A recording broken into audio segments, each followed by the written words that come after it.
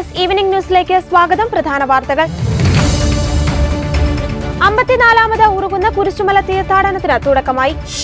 സമാധാന നോബൽ പട്ടികയിൽ ഇടം നേടി ഫ്രാൻസിസ് മാർപ്പാപ്പ. അമിത ചിലവ്, കുടിയേറ്റക്കാരെ സൈനിക വിമാനത്തിലെത്തിക്കുന്നത് നിർത്തി അമേരിക്ക. ചോദ്യപേപ്പർ ചോർച്ച കേസ് കുറ്റം സമ്മതിച്ച മുഹമ്മദ് ഷുഹൈബ്.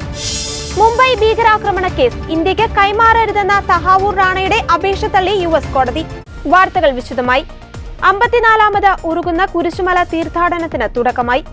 പുനലൂർ രൂപതയുടെ കീഴിലുള്ള ഉറുകുന്ന ഹോളി ക്രോസ് ദേവാലയത്തിന്റെ ഭാഗമായി ഉറുകുന്ന കുരിശുമല തീർത്ഥാടനം പുനലൂർ രൂപത മെത്രാൻ അഭിമന്യ സെൽവിസ്റ്റർ പൊന്നുമുത്തൻ പിതാവ് മാർച്ച് 5-ാം തീയതി ബുധനാഴ്ച ഉദ്ഘാടനം ചെയ്തു. ഏപ്രിൽ 20-നാണ് കുരിശുമല തീർത്ഥാടനം സമാപിക്കുക. പുനലൂർ രൂപതയുടെ കീഴിലുള്ള ഉറുകുന്ന കുരിശുമല തീർത്ഥാടനത്തിന്റെ ഭാഗമായി കുരിശിന്റെ വഴിക്ക് ശേഷം കുരിശുമലയിൽ ദിവ്യബലി അർപ്പണം ഉണ്ടായിരിക്കും. ഏപ്രിൽ 12 ശനിയാഴ്ച രൂപതയിലെ യുവജനങ്ങളുടെ നേതൃത്വത്തിൽ യൂത്ത് ക്രോസ് പ്രയാണവും കുരിശിന്റെ വഴിയും നടക്കും. ദുഃഖവെള്ളിയാഴ്ച സംസ്ഥാനത്തിന്റെ വിവിധ ഭാഗങ്ങളിൽ നിന്നും അന്യ സംസ്ഥാനങ്ങളിൽ നിന്നും കടന്നുവരുന്ന തീർത്ഥാടകർക്ക് കുരിശിന്റെ വഴിയിൽ പങ്കെടുക്കുവാൻ അവസരമുണ്ട്. തീർത്ഥാടകരുമായി വരുന്ന വൈദികർക്ക് കുരിശുമലയിൽ ദിവ്യബലി അർപ്പിക്കുവാനുള്ള അവസരവും ഉണ്ടായിരിക്കും. തീർത്ഥാടനത്തിനു വേണ്ടിയുള്ള ക്രമീകരണങ്ങൾ ഇടവകയുടെ നേതൃത്വത്തിൽ നടക്കുന്നതായി ഇടവക വികാരി father Stephen Das, secretary Jose Paravila, ഖജാൻജി Moses Sebastian, sister Reni Alex, coordinator ജസ്ട്രസ് എന്നിവർ അറിയിച്ചു. ഈ വർഷത്തെ സമാധാനത്തിനുള്ള നോബൽ സമ്മാനത്തിനായി വ്യക്തികളും സംഘടനകളും ഉൾപ്പെടെ 300ഓളം പേരെ നാമനിർദ്ദേശം ചെയ്തതായി നോർവീജിയൻ നോബൽ ഇൻസ്റ്റിറ്റ്യൂട്ട്. ഫ്രാൻസിസ് മാർപ്പാപ്പ, അമേരിക്കൻ പ്രസിഡന്റ് ഡൊണാൾഡ് ട്രംപും നാമനിർദ്ദേശം ചെയ്യപ്പെട്ടവരുടെ പട്ടികയിലുണ്ടെന്നാണ് പുറത്തുവരുന്ന വിവരം. 244 വ്യക്തികളും 94 സംഘടനകളും ഉൾപ്പെടെ 338 നാമനിർദ്ദേശങ്ങളാണ് ഇത്തവണ ലഭിച്ചത്. കഴിഞ്ഞ വർഷം ഇത് 286 പേരായിരുന്നു. 2016-ലാണ് റെക്കോർഡ് നാമനിർദ്ദേശങ്ങൾ സമർപ്പിക്കപ്പെട്ടത്. ഔദ്യോഗിക പട്ടിക 50 വർഷത്തേക്ക് പുറത്തുവിടരുതെന്നാണ് നിയമം. എന്നിരുന്നാലും നാമനിർദ്ദേശം ചെയ്യാൻ യോഗ്യതയുള്ള മുൻ നേബൽ ജേതാക്കൾ, നിയമനിർമ്മാതാക്കൾ, എല്ലാ രാജ്യങ്ങളിലെയും ക്യാബിനറ്റ് മന്ത്രിമാർ, അക്കാദമിക് വിദഗ്ധർ എന്നിവർക്ക് അവരവർ നാമനിർദ്ദേശം ചെയ്തവരുടെ പേരുകൾ വെളിപ്പെടുത്താനാകും. ട്രംപിനെ നാമനിർദ്ദേശം ചെയ്യുമെന്ന് US കോൺഗ്രസ് അംഗം ഡാരെൽ ഇസ വെളിപ്പെടുത്തി. സമാധാന നോബലിനെ ട്രംപിനേക്കാൾ അർഹതയുള്ളയാൾ ഇല്ലെന്നും അദ്ദേഹം പറഞ്ഞു.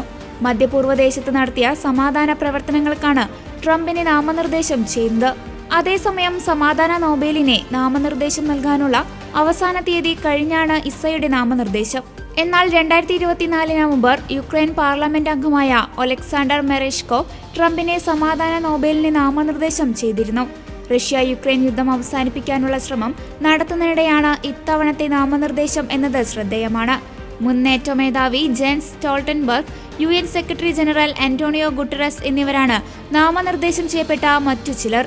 ഒക്ടോബറിലായിരിക്കും പുരസ്കാര ജേതാവിനെ പ്രഖ്യാപിക്കുക. താനൂരിലെ പെൺകുട്ടികളെ കാണാതായ സംഭവത്തിൽ പ്രതികരണവുമായി മലപ്പുറം SP A വിശ്വനാഥ്. കുട്ടികളുടേത് സാഹസിക യാത്രയാണെന്നാണ് ഇപ്പോഴത്തെ വിലയിരുത്തലെന്നും ഒപ്പം പോയ യുവാവിന്റേത് സഹായമെന്ന നിലയിലാണ് ഇപ്പോൾ കാണുന്നതെന്നും SP പറഞ്ഞു. പിന്നെ ഇതിൽ ക്രൂഷ്യലായിട്ടുള്ള കുറച്ച് ആസ്പെക്ട്സ് ഇവർ മുംബൈയിലേക്ക് എത്തിയിട്ടുണ്ട് എന്നുള്ള ഇൻഫർമേഷൻ കിട്ടിയപ്പോൾ മുതലുള്ള മുംബൈ പോലീസിൻ്റെ സപ്പോർട്ട്, അതിൽ വിവിധ സ്ഥലങ്ങളിലോട്ട് പോകുമ്പോൾ നമ്മൾ അതായത് ഓഫീസർമാരെ ബന്ധപ്പെട്ട് അവസാനം ആണ് നമുക്ക് RPF പൂനെയുടെ സൈഡിൽ നിന്നുള്ള സപ്പോർട്ടിലാണ് നമുക്കിപ്പോൾ ഡിറ്റക്ട് ചെയ്യാൻ കഴിഞ്ഞത്. കുട്ടികൾ ഉപയോഗിച്ചിരുന്ന ഫോൺ അല്ലാതെ മറ്റൊരു ഫോൺ കയ്യിൽ കരുതിയിരുന്നതിൻ്റെ ലൊക്കേഷൻ കിട്ടിയതും സഹായകരമായി. ഓൾ ടുഗെദർ ഇന്നലെ ഒരു മിഡ് നൈറ്റോടു കൂടിയാണ് അവർ പോയിന്റഡ് ആയിട്ടുള്ള കാര്യങ്ങൾ കിട്ടി. മറ്റെല്ലാം മീഡിയയിൽ ഓൾറെഡി വന്നിട്ടുണ്ട്, അവർ പോയതും കാര്യങ്ങളും എല്ലാം. എനിവേസ് ഒരു ഗ്രൂപ്പ് എഫേർട്ടായിരുന്നു. അതിൽ മുംബൈയിലെ മലയാളി സമാജം നല്ല രീതിയിൽ സപ്പോർട്ട് ചെയ്തിട്ടുണ്ട്. മുംബൈ പോലീസിലെ പേരറിയുന്നതും അറിയാത്തതുമായിട്ടുള്ള ഒരുപാട് ഓഫീസർമാരായിട്ട് നമ്മൾ കമ്മ്യൂണിക്കേറ്റ് ചെയ്തിട്ടുണ്ട്. അവരുടെ എല്ലാവരും സപ്പോർട്ട് ഉണ്ടായിരുന്നു. And of course media took it up really well. ഇപ്പം എൻ്റെ പോലീസ് ടീം, എൻ്റെ SIM ടീമും അവരൊരു 1/2 hour 45 minutes അവരിൽ അടുത്തെത്തും. ഇന്നൊരു ഈവനിങ്ങിൽ തിരിച്ച് ഫ്ലൈറ്റ് അവൈലബിലിറ്റി പരിമിതമാണ്. അപ്പം മോസ്റ്റ്ലി അവർ ഇന്നത്തെ ട്രെയിന് നാളെ നേരം ഉച്ചയ്ക്ക് മുമ്പ് തന്നെ ഇവിടെ എത്തുന്ന രീതിയിലാണ് നമ്മുടെ ട്രാവൽ പ്ലാൻ ചെയ്തിരിക്കുന്നത്. ഈ മൂന്നാമതൊരു ഫോൺ അവരുടെ കയ്യിൽ എങ്ങനെ എത്തിയത്? അവർ വാങ്ങിയതാണ്? ആസ് ഓഫ് നൗ നമ്മൾ മനസ്സിലാക്കുന്ന അവർ വാങ്ങിയതാണെന്നാണ്. അപ്പോൾ അവർ വാങ്ങി പ്രിപ്പയർഡ് ആയിരുന്നു എന്നുള്ളതാണ് മനസ്സിലാക്കുന്നത്. ഈ കുട്ടികൾ ഒറ്റയ്ക്ക് പോയതാണോ, അല്ലെങ്കിൽ ആരെങ്കിലും പ്രചോദനമോ അല്ലെങ്കിൽ പ്രലോഭനമോ അങ്ങനെ എന്തെങ്കിലും? കുട്ടികളൊരു അഡ്വഞ്ചറസ് ആംഗിളിലാണ് പോയിരിക്കുന്നത്. പക്ഷേ കൂടെ ഒരു വ്യക്തി ഉണ്ടായിരുന്നു. അപ്പം അദ്ദേഹത്തിൻ്റെ ഡീറ്റെയിൽസൊക്കെ ഓൾറെഡി പുറത്ത് വന്നിട്ടുണ്ട്. അയാളെയും നമ്മൾ ഇതിൻ്റെ തുടർ നടപടികളുടെ ഭാഗമായിട്ട് തിരിച്ചിവിടെ എത്താനായിട്ടുള്ള കാര്യം അതും ചെയ്യുന്നുണ്ട്. അപ്പം സ്വപ്രേരണയാൽ തന്നെ സ്വമേധയാ ഡിസിഷനോടുകൂടി തന്നെയാണ് പോയിരിക്കുന്നത് എന്നുള്ളതാണ് പാരൻസിൻ്റെ അടുത്തും ചോദിക്കുന്നത്. സഹായമായിട്ടാണ് പ്രാഥമികമായിട്ട് മനസ്സിലാവുന്നത്. കുട്ടികളുടെ ഡിമീനറും പോയയിടത്തെയും. ഈ കുട്ടികളുടെ ഫോണിലേക്ക് ലാസ്റ്റ് വന്ന ഫോൺ കോൾ ഇയാളതാണെങ്കിൽ മുമ്പ് എന്തെങ്കിലും കണക്ഷൻ ഉണ്ടായിരുന്നോ? എല്ലാം കൃത്യമായിരുന്നു. കുട്ടികളെ ആദ്യം നമ്മൾ സെക്യൂർ ചെയ്ത് തിരിച്ച് അവരുടെ പാരൻസിൻ്റെ അടുത്തും കോടതിയിൽ എത്തിക്കുക, പിന്നെ വിശദമായിട്ടുള്ള സ്റ്റേറ്റ്മെന്റ് എടുക്കണം. കൗൺസിലിംഗിന്റെ ആവശ്യം. കേട്ടില്ല. അദ്ദേഹം തിരിച്ച് വരാനുള്ള കാര്യങ്ങൾ ചെയ്തുകൊണ്ടിരിക്കുകയാണ്. വന്ന് വിശദമായിട്ട് ചോദിച്ചാലാണ് എന്തായിരുന്നു പേർപ്പസ് എന്നുള്ളത് മനസ്സിലാകത്തുള്ളൂ. ആസ് ഓഫ് നൗ ഒരു യാത്രയുടെ രസത്തിലാണ് പോയിരിക്കുന്നത് എന്നുള്ളതാണ് ആസ് ഓഫ് നൗ മനസ്സിലാവുന്നത്.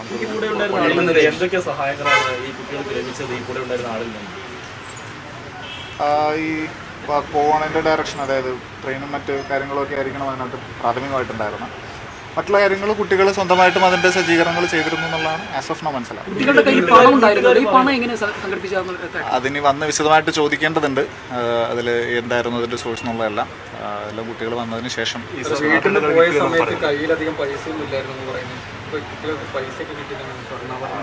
ഇപ്പോൾ നമ്മളുടെ പോലീസ് കുട്ടികളിലേക്ക് എത്തിയിട്ടില്ല. നമ്മൾ വീഡിയോ കോളിൽ കൂടെ ഒക്കെ സംസാരിച്ചുള്ളൂ. ഇപ്പോൾ ഇത്രയും തന്നെ ഇങ്ങനെ ഇൻ്റർവ്യൂയിങ് ആയിട്ടുള്ള കുട്ടി അഡോളസൻസ് ആണ്, ബേസിക്കലി ചിൽഡ്രൻ ആണ്. കുട്ടികളെ കണ്ടെത്താനായതിൽ വളരെയധികം സന്തോഷമുണ്ടെന്ന് പറഞ്ഞ അദ്ദേഹം മുംബൈ പോലീസിനും RPFനും മുംബൈയിലെ മലയാളി സമാജത്തിനും നന്ദി പറഞ്ഞു. പെൺകുട്ടികളുടെ ദൃശ്യങ്ങൾ പ്രചരിപ്പിക്കരുതെന്നും അദ്ദേഹം ആവശ്യപ്പെട്ടു. കുട്ടികളെ കാണാതായ വിവരം പുറത്തു വന്നപ്പോൾ തന്നെ പോലീസ് സജീവമായിരുന്നുവെന്ന് അദ്ദേഹം പറഞ്ഞു. ടവർ ലൊക്കേഷൻ ട്രാക്ക് ചെയ്യാൻ സാധിച്ചത് നിർണായകമായി. കൂട്ടായ പരിശ്രമത്തിന്റെ ഭാഗമായാണ് അന്വേഷണം വിജയകരമായി പൂർത്തീകരിക്കാനായത്. എന്തിനാണ് പെൺകുട്ടികൾ പോയതെന്ന് വിശദമായി ചോദിച്ചറിയേണ്ടതുണ്ട്. ബുധനാഴ്ച വൈകിട്ട് 6 മണിക്കാണ് കാണാതെയായ വിവരം കിട്ടിയത്. കുട്ടികളുമായി നാളെ ഉച്ചയ്ക്ക് മുൻപ് പോലീസ് സംഘം മലപ്പുറത്തെത്തും. കുട്ടികൾക്കൊപ്പം പോയ യുവാവിന്റേത് സഹായമെന്ന നിലയ്ക്കാണ് ഇപ്പോൾ കാണുന്നത്. കുട്ടികൾ വന്നിട്ട് ബാക്കി കാര്യങ്ങൾ വിശദമായി ചോദിച്ചറിയാമെന്നും അദ്ദേഹം വ്യക്തമാക്കി. കുട്ടികൾക്കും രക്ഷിതാക്കൾക്കും കാര്യമായ കൗൺസിലിംഗ് നൽകണം. കുട്ടികളെ സുരക്ഷിതമായി കണ്ടെത്താൻ മുംബൈയിലെ സ്വന്തം ബാച്ച്മേറ്റ്സിനെയൊക്കെ വിളിച്ച് സഹായം തേടി. മുംബൈ ഒരു മഹാനഗരമാണ്. അവിടെ ഒരാളെ കാണാതായാൽ കണ്ടെത്തുക എളുപ്പമല്ല. ഈ ദൗത്യം വിജയകരമായി പൂർത്തിയായത് മാധ്യമങ്ങളുടെ അടക്കം മികച്ച ഇടപെടൽ കൊണ്ടാണ്. കുട്ടികളുടെ യാത്രാ ലക്ഷ്യം എങ്ങോട്ടാണെന്നതൊക്കെ അവരോട് ചോദിച്ച് മനസ്സിലാക്കണം. അവരുടെ കയ്യിൽ എങ്ങനെ ഇത്രയധികം പണം വന്നതുമെന്നും അന്വേഷിക്കണം. കുട്ടികൾ വന്നാൽ ആദ്യം കോടതിയിൽ ഹാജരാക്കും. യുവാവിനെ പെൺകുട്ടികൾ എങ്ങനെ പരിചയപ്പെട്ടു എന്ന് കണ്ടെത്തണം. ഇയാൾക്ക് നിലവിൽ ക്രിമിനൽ പശ്ചാത്തലമില്ലെന്നും SP പറഞ്ഞു. ആശാ വർക്കർമാരുടെ സമരം കേന്ദ്രത്തിൽ ഉന്നയിക്കുവാനൊരുങ്ങി കേരളം. ഡൽഹിയിലെ കേരളത്തിന്റെ പ്രത്യേക പ്രതിനിധി KV തോമസ് കേന്ദ്ര ധനമന്ത്രി നിർമ്മല സീതാരാമനുമായി കൂടിക്കാഴ്ച നടത്തും. കടമെടുപ്പ് പരിധി, വയനാട് സഹായം തുടങ്ങിയ വിഷയങ്ങളും ചർച്ചയിൽ ഉന്നയിക്കും. ആശാ വർക്കർമാരുടെ പ്രൊജക്ട് തന്നെ കേന്ദ്ര സർക്കാർ ആവശ്യ പ്രൊജക്ടാണ്. അതിൽ ഓണറേറിയമാണ് സംസ്ഥാന സർക്കാർ കൊടുക്കുന്നത്. ഇന്ത്യയിൽ ഏറ്റവും അധികം ഓണറേറിയം കൊടുക്കുന്ന സംസ്ഥാനം കേരളമാണ്. ഇന്ത്യയിൽ തന്നെ മികച്ച കൂലി നൽകുന്ന സംസ്ഥാനമാണ് കേരളം. ആ പശ്ചാത്തലത്തിൽ ആശാ വർക്കർമാർ ഉന്നയിക്കുന്ന പ്രശ്നങ്ങൾ സത്യസന്ധമാണ്. കേരളത്തിൽ ഈ പ്രശ്നമുണ്ടായപ്പോൾ തന്നെ കേന്ദ്രത്തിൽ അവതരിപ്പിച്ചിട്ടുണ്ട് എന്ന് KV തോമസ് പറഞ്ഞു. മാർച്ച് 11, 12 തീയതികളിൽ കേരള മുഖ്യമന്ത്രി ഡൽഹിയിലെത്തി നിർമ്മല സീതാരാമൻ ഉൾപ്പെടെയുള്ളവരുമായി കൂടിക്കാഴ്ച നടത്തുമെന്നും അദ്ദേഹം അറിയിച്ചു. അതിനിടെ കഴിഞ്ഞ ദിവസമാണ് ആശമാർക്കുള്ള ഇൻസെന്റീവ് അടക്കമുള്ള NHM ഫണ്ട് പാഴാക്കിയതിൽ കേരളത്തിനുണ്ടായത് ഗുരുതര വീഴ്ച വന്നതായി വിവരങ്ങൾ പുറത്തുവന്നത്. കേന്ദ്രത്തിന്റെ ബ്രാൻഡിംഗ് നിബന്ധനയ്ക്ക് വഴങ്ങില്ലെന്ന നിലപാടുമായപ്പെടുത്തി തമിഴ്നാട് മുഴുവൻ തുകയും നേടിയെടുത്തപ്പോഴും കേരളം പിടിവാശി വിടാൻ വൈകിയതാണ് കുരുക്കായത്. ഇതിനിടെ ആശമാർക്ക് ഏറ്റവും അധികം ഓണറേറിയം സിക്കിമിലാണെന്ന വിജ്ഞാപനവും പുറത്തുവന്നു. NHM പദ്ധതികൾക്കായി 2023-24 സാമ്പത്തിക വർഷത്തിൽ കേരളത്തിന് 826.02 കോടിയാണ് അനുവദിച്ചത്. ആദ്യ ഗഡു 189 കോടി കിട്ടിയപ്പോഴേക്കും ബ്രാൻഡിംഗ് നിബന്ധനകളെ ചൊല്ലി കേരളവും കേന്ദ്രവും തമ്മിൽ തർക്കമായി. പ്രാഥമിക തല ആശുപത്രികളുടെ പേര് ആയുഷ്മാൻ ആരോഗ്യ മന്ദിർ എന്നാക്കണമെന്നടക്കമായിരുന്നു കേന്ദ്ര നിർദ്ദേശം. നാഷണൽ ഹെൽത്ത് മിഷൻ ഫണ്ട് ഉപയോഗിക്കുന്ന പദ്ധതികൾക്ക് ഏകീകൃത സ്വഭാവം വേണമെന്നുള്ളതായിരുന്നു കേന്ദ്രത്തിന്റെ നിലപാട്. പേര് മാറ്റാനോ പേരിനൊപ്പമുള്ള പുതിയ ലോഗോ ഉപയോഗിക്കാനോ തയ്യാറല്ലെന്നായിരുന്നു കേരളത്തിന്റെ നിലപാട്. രാഷ്ട്രീയ നിലപാടായി തന്നെ അത് ഉയർത്തിക്കാട്ടുകയും ചെയ്തു. കേന്ദ്രം തുക നൽകിയില്ലെങ്കിലും സ്വന്തം ഫണ്ട് ഉപയോഗിച്ച് പദ്ധതികൾ നടപ്പാക്കിയെന്നുള്ളതാണ് കേരളത്തിന്റെ അവകാശവാദം. പക്ഷേ പണം ലാപ്സാക്കിയതിന്റെ അധിക ബാധ്യതയാണ് ഈ സാമ്പത്തിക വർഷവും കേരളം നേരിടുന്നത്. പാഴായ തുക ഇനി അനുവദിക്കാൻ സാധ്യതയില്ല. പക്ഷേ പാഴായ 636 കോടിയുടെ കണക്ക് പറഞ്ഞ് ആവർത്തിക്കുകയാണ് കേരളം. അമേരിക്കൻ പ്രസിഡന്റ് ഡൊണാൾഡ് ട്രംപിന്റെ പുതിയ യാത്രാവിലക്ക് അടുത്തയാഴ്ച ആദ്യം തന്നെ പ്രാബല്യത്തിൽ വന്നേക്കാമെന്ന് റിപ്പോർട്ട്. പാകിസ്ഥാനിൽ നിന്നും അഫ്ഗാനിസ്ഥാനിൽ നിന്നുമുള്ള അനധികൃത കുടിയേറ്റക്കാരെ നിയന്ത്രിക്കുന്നതിനായാണ് ട്രംപ് യാത്രാവിലക്ക് ഏർപ്പെടുത്തിയിരിക്കുന്നതെന്ന് ദേശീയ മാധ്യമങ്ങൾ റിപ്പോർട്ട് ചെയ്തു.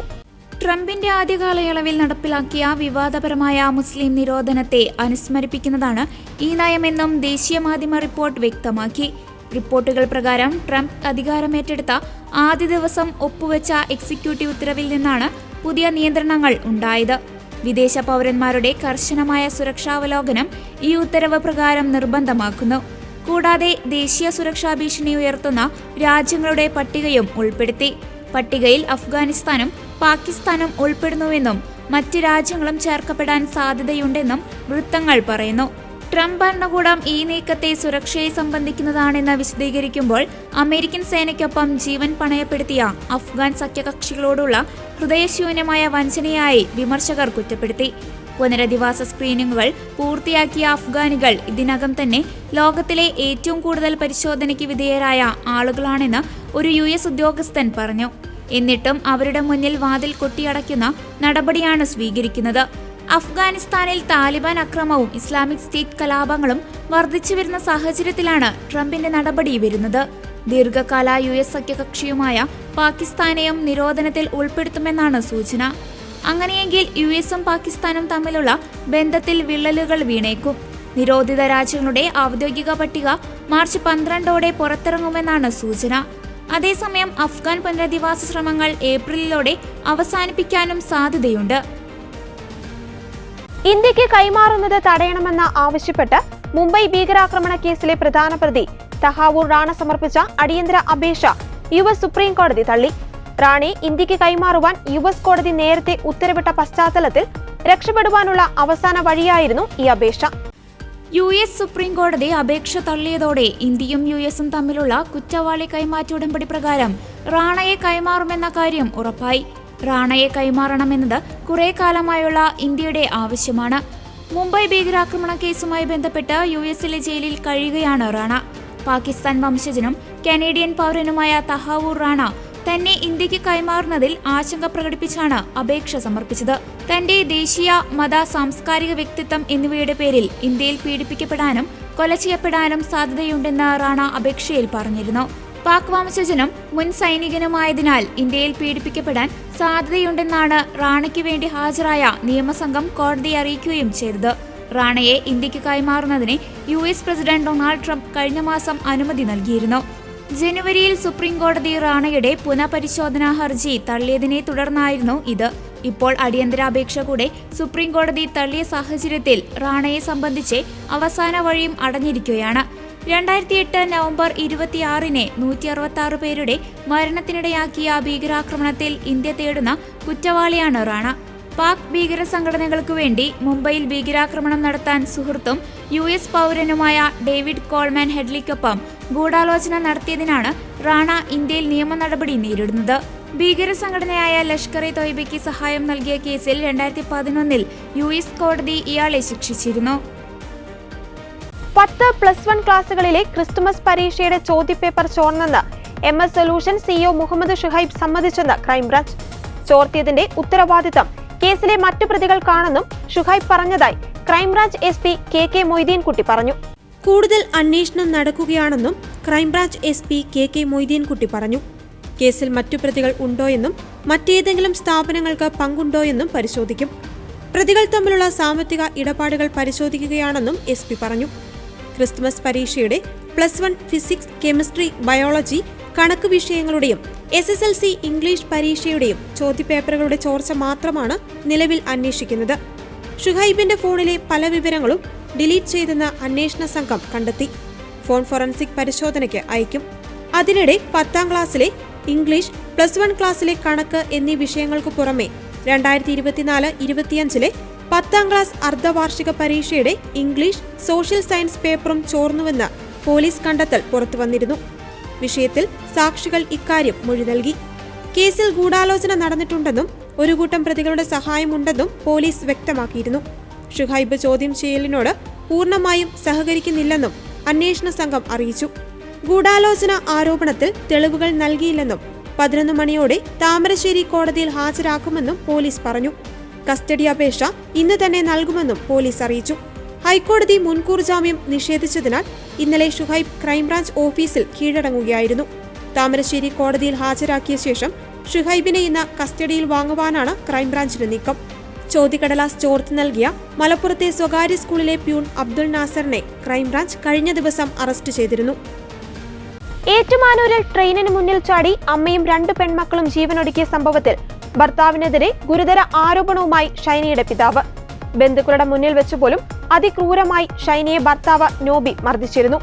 നേരത്തെ നൽകിയ പരാതിയിൽ പോലീസ് കേസെടുക്കുവാൻ വൈകിയെന്നും പിതാവ് കുര്യാക്കോസ് ആരോപിച്ചു.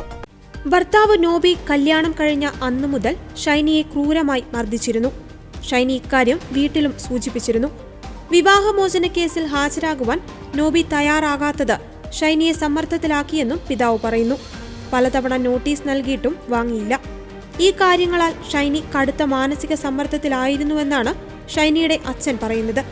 അതേസമയം ഷൈനിയുടെ ഭർത്താവ് നോബി ലൂക്കോസിനെ കോടതി ഇന്നലെ റിമാൻഡ് ചെയ്തു.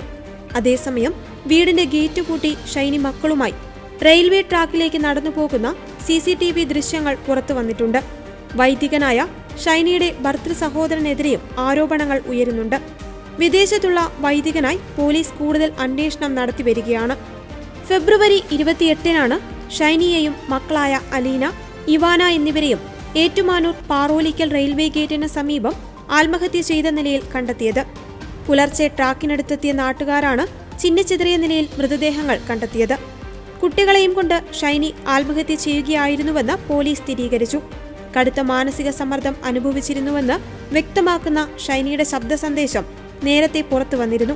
പലതവണ ശ്രമിച്ചിട്ടും ജോലി കിട്ടാത്തതും അസ്വസ്ഥതയാക്കിയതായി ശബ്ദ സന്ദേശത്തിൽ വ്യക്തമാകുന്നു. മരിക്കുന്നതിനു മുൻപ് ഷൈനി സുഹൃത്തിനയച്ച സന്ദേശത്തിലാണ് സങ്കടങ്ങൾ തുറന്നു പറഞ്ഞത്. ഒരുപാട് അന്വേഷിച്ചിട്ടും നാട്ടിൽ ജോലി കിട്ടുന്നില്ല. മക്കളെ ഹോസ്റ്റലിൽ നിർത്തിയിട്ട് എവിടെയെങ്കിലും ജോലിക്ക് പോകണം. വിവാഹമോചനത്തിന് ഭർത്താവ് സഹകരിക്കുന്നില്ല തുടങ്ങിയ കാര്യങ്ങളും ഷൈനി ശബ്ദ സന്ദേശത്തിൽ പറഞ്ഞിരുന്നു. അനധികൃത കുടിയേറ്റക്കാരെ സൈനിക വിമാനത്തിൽ തിരിച്ചയക്കുന്ന നടപടികൾ US നിർത്തിവെച്ചതായി വിവരം. കുടിയേറ്റക്കാരെ നാടുകടത്തുവാൻ സൈനിക വിമാനങ്ങൾ ഉപയോഗിക്കുന്നത് മൂലമുണ്ടാകുന്ന ഉയർന്ന ചെലവാണ് നടപടികളിൽ നിന്ന് പിന്മാറുവാനുള്ള കാരണം. കുടിയേറ്റക്കാരെ തിരിച്ചയക്കുന്ന നടപടികൾ പൂർണ്ണമായി നിർത്താനോ കൂടുതൽ കാലയളവിലേക്ക് നീട്ടാനോ സാധ്യതയുണ്ടെന്ന് രാജ്യാന്തര മാധ്യമങ്ങൾ റിപ്പോർട്ട് ചെയ്തു. ജനുവരിയിൽ US പ്രസിഡന്റ് ഡൊണാൾഡ് ട്രംപ് അധികാരത്തിൽ വന്നതിനെ തൊട്ടു പിന്നാലെയാണ് അനധികൃത കുടിയേറ്റക്കാരെ തിരിച്ചയക്കാനുള്ള നടപടികൾ ആരംഭിച്ചത്. കുടിയേറ്റക്കാർക്കെതിരെ കടുത്ത നടപടികൾ സ്വീകരിക്കും എന്നതിന്റെ മുന്നറിയിപ്പായി സൈനിക വിമാനങ്ങളിലായിരുന്നു ഇവരെ തിരിച്ചയച്ചിരുന്നത്. ഫെബ്രുവരിയിലാണ് കുടിയേറ്റക്കാരുടെ ആദ്യ സംഘത്തെ ഇന്ത്യയിൽ തിരിച്ചെത്തിക്കുന്നത്. US സൈന്യത്തിന്റെ C-17 വിമാനത്തിലാണ് ഇന്ത്യ അടക്കമുള്ള രാജ്യങ്ങളിലേക്ക് ആളുകളെ US എത്തിച്ചിരുന്നത്. കൈക്കാലുകൾ ചങ്ങലയിൽ ബന്ധിച്ച് ഇന്ത്യക്കാരെ നാടുകടത്തിയ സംഭവം വലിയ വിവാദമായിരുന്നു. സംഭവത്തിൽ പാർലമെന്റിൽ ഉൾപ്പെടെ കേന്ദ്ര സർക്കാരിനെതിരെ പ്രതിഷേധം ഉയരുകയും ചെയ്തു. സൈനിക വാഹനത്തിൽ 3 തവണയാണ് അനധികൃത കുടിയേറ്റക്കാരെ US ഇന്ത്യയിൽ എത്തിച്ചത്. ഓരോ യാത്രയ്ക്കും ചെലവായത് 26.12 കോടി രൂപയാണ്. ഇതനുസരിച്ച് ഇന്ത്യയിലേക്ക് മാത്രം ചെലവായത് 78.36 കോടി രൂപയാണ്. ഇതുപോലെ മറ്റ് രാജ്യങ്ങളിലേക്കും അനധികൃത കുടിയേറ്റക്കാരെ എത്തിക്കാൻ US വൻതുക ചെലവിട്ടിരുന്നു.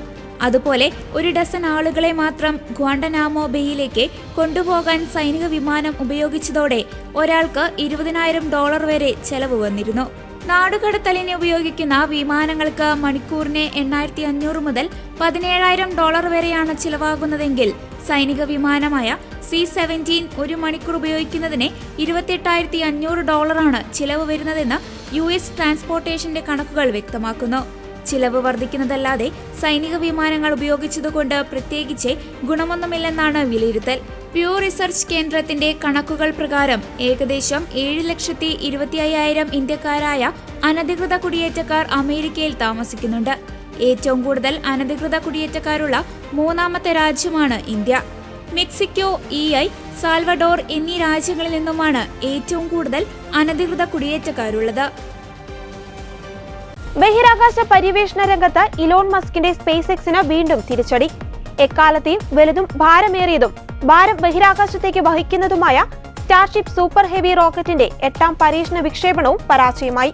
വിക്ഷേപണത്തിന് ശേഷം റോക്കറ്റിന്റെ ഹെവി ബൂസ്റ്റർ ഭാഗം 3ാം വട്ടവും ഭൂമിയിലെ യന്ത്രക്കൈയിൽ സുരക്ഷിതമായി ലാൻഡ് ചെയ്തെങ്കിലും മുകളിലെ ഷിപ്പ് ഭാഗം നിയന്ത്രണം നഷ്ടമായതിനെ തുടർന്ന് പൊട്ടിത്തെറിക്കുകയായിരുന്നു.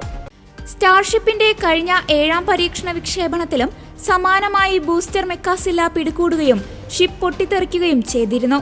സ്റ്റാർഷിപ്പിന്റെ 8ാം പരീക്ഷണ വിക്ഷേപണത്തിൽ ബൂസ്റ്ററിൽ നിന്ന് വേർപെട്ട ശേഷം ഷിപ്പുമായുള്ള ബന്ധം വിച്ഛേദിക്കപ്പെട്ടതായി സ്പേസ് എക്സ് സ്ഥിരീകരിച്ചു. സ്റ്റാർഷിപ്പിന്റെ കഴിഞ്ഞ പരീക്ഷണത്തിലും ഇതേ തിരിച്ചടി സംഭവിച്ചിരുന്നുവെന്ന് സ്പേസ് എക്സ് അധികൃതരുടെ ആദ്യ ഔദ്യോഗിക പ്രതികരണം. സ്റ്റാർഷിപ്പ് പൊട്ടിത്തെറിച്ചതിന്റെ നിരവധി വീഡിയോകൾ ഇതിനകം സോഷ്യൽ മീഡിയ പ്ലാറ്റ്ഫോമുകളിൽ പ്രത്യക്ഷപ്പെട്ടിട്ടുണ്ട്. മനുഷ്യൻ ഇതുവരെ നിർമ്മിച്ച ഏറ്റവും വലിയ റോക്കറ്റാണ് സ്പേസ് എക്സിന്റെ സ്റ്റാർഷിപ്പ്. 121 മീറ്ററാണ് സ്റ്റാർഷിപ്പ് മെഗാ റോക്കറ്റിന്റെ ആകെ ഉയരം. താഴെയുള്ള സൂപ്പർ ഹെവി ബൂസ്റ്റർ, മുകളിലെ സ്റ്റാർഷിപ്പ് സ്പേസ് ക്രാഫ്റ്റ് എന്നീ 2 ഭാഗങ്ങളാണ് ഈ ബഹിരാകാശ വിക്ഷേപണ വാഹനത്തിനുള്ളത്. സൂപ്പർ ഹെവി ബൂസ്റ്ററിന് മാത്രം 71 മീറ്ററാണ് ഉയരം. 33 റാപ്റ്റർ എഞ്ചിനുകളാണ് സൂപ്പർ ഹെവി ബൂസ്റ്ററിന്റെ കരുത്ത്. സൂപ്പർ ഹെവി ബൂസ്റ്ററിനെ വലിയ പേലോഡുകൾ ബഹിരാകാശത്തേക്ക് ഉയർത്താൻ കഴിയും. 52 മീറ്ററാണ് ഏറ്റവും മുകളിലെ ഷിപ്പ് ഭാഗത്തിന്റെ ഉയരം. ഈ ബൂസ്റ്റർ ഷിപ്പ് ഭാഗങ്ങൾ പൂർണ്ണമായും പുനരുപയോഗിക്കാൻ കഴിയുന്ന സ്റ്റാർഷിപ്പ് റോക്കറ്റ് സ്പേസ് എക്സ് ചൊവ്വയിലേക്കും ചന്ദ്രനിലേക്കുമുള്ള യാത്രകൾ മനസ്സിൽ കണ്ടാണ് തയ്യാറാക്കുന്നത്. ഇത് 3ാം തവണയാണ് സ്റ്റാർഷിപ്പ് മെഗാ റോക്കറ്റിന്റെ ഭീമാകാരൻ ബൂസ്റ്റർ ഭാഗം സ്പേസ് എക്സ് യന്ത്രക്കൈ ഉപയോഗിച്ച് വായുവിൽ വെച്ച് വിജയകരമായി പിടികൂടുന്നത്. എന്നാൽ ബൂസ്റ്ററിന്റെ മുകളിലെ ഷിപ്പ് ഭാഗം വീണ്ടും പൊട്ടിത്തെറിച്ചത് സ്പേസ് എക്സിനെ തിരിച്ചടിയായി. ഇതോടെ ഗുഡ്നസ് ഈവനിംഗ് ന്യൂസ് ഇവിടെ പൂർണ്ണമാകുന്നു. കൂടുതൽ വാർത്താ അപ്ഡേറ്റുകൾക്കായി ഗുഡ്നസ് ന്യൂസ് ചാനൽ സന്ദർശിക്കുക. നന്ദി.